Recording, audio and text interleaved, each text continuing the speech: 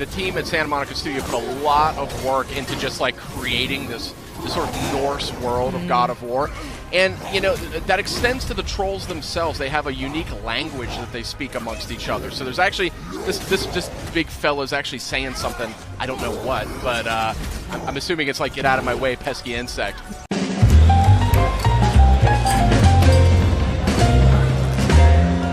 Hey guys, you got Sid here as well as Justin and Kristen. We're taking an exclusive look at God of War. This is footage you will not see anywhere else. And this is a troll you won't see in any of the other footage out there either. That is a nasty-looking fellow. These trolls... Goodness. Yeah, look at this thing. These trolls are actually unique. They're named characters in the game's lore. Tell us a little bit. Each one is different. Each one has a completely different backstory. You know, as with Norse mythology, everything here sort of has a little bit of a story, a little bit of a narrative to it. So each of these guys, they're going to look a little different. They're going to fight a little different. The way you want to go up against them, you might want to think about it differently. Yeah, this guy looks a lot meaner. He's a lot more aggressive than the other enemies that we've seen. Now, interesting fact, too, I mean, the team at Santa Monica Studio put a lot of work into just, like, creating this sort of Norse world of God of War. And, you know, that extends to the trolls themselves. They have a unique language that they speak amongst each other. So there's actually, this big fella's actually saying something, I don't know what, but I'm assuming it's like, get out of my way, pesky insect. But they got a bit of a chip on their shoulder because I think part of the backstory is that they've been betrayed by the gods, you know, and they have all these different cities and villages. And I'd be mad, too.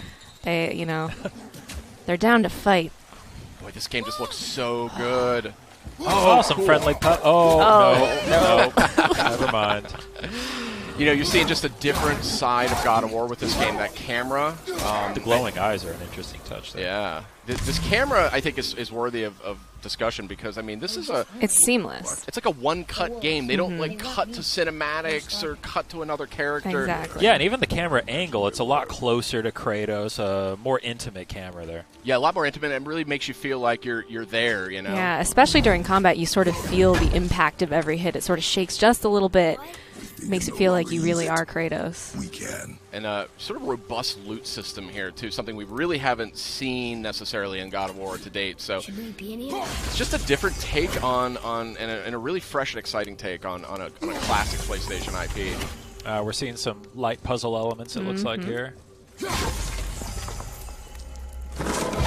Nice. Notably, you don't have to mash the button to open chests anymore. And there's a lot of different kinds of chests. The animations are always different. Ooh, a purple thing. That's a way to enhance your health. Nice. Cool. I think so the more of those puzzles that you find, they're sort of higher level loot that you're going to find in those rune chests. Never leave me alone again. Yeah, these environments. Look at this environment. I mean, just so detailed.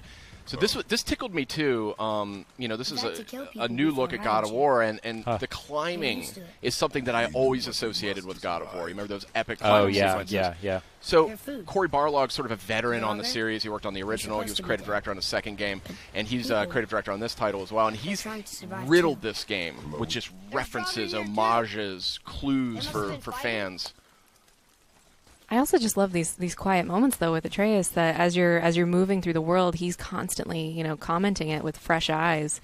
I just love the relationship between Atreus and Kratos. You really see it develop just right away from the beginning. It just dives right in. Yeah, and it's definitely going to be, I think, the centerpiece of the game. It's pretty clear. It's got a lot of power to it emotionally. Like Kratos is this sort of troubled character. You know, if you've played these other games, he's in a different place in his life. He's got a lot of responsibility in a way that he maybe hasn't had in the past. And he has to struggle to like keep his temper, something he's not maybe known for exactly. So, really, really interested to see where they go with that in this game. Yeah, it's interesting. It feels a lot more open, a lot more kind of catered to taking your time and exploring. Absolutely. Kind of punctuated by the fast action sequences. Has this been here all this time? Just beautiful. Why don't you help me up there? Oh, here we have this Leviathan axe. This is the Kratos' new weapon of choice. It has a lot of impact in combat, but it also has some properties that sort of lend themselves to puzzle solving as well. Wait for me, boy. This fog is gorgeous. Yeah, that is some crazy looking fog there. Atreus! Well, hope you liked exclusive sneak peek here at God of War. This is footage you won't see anywhere else, and we are all dying to play it when it launches on PS4 April 20th. See you next time.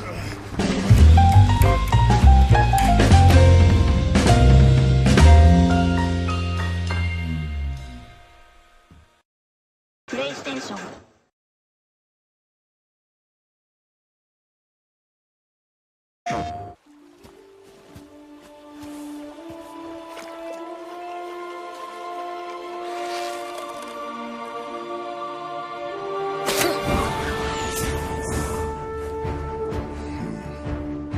My son, we do not fight because the world makes us fight.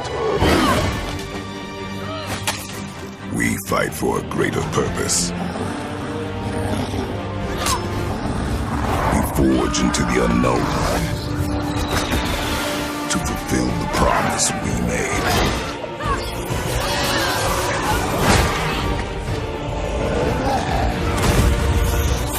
No matter the darkness, nothing will stand in our way.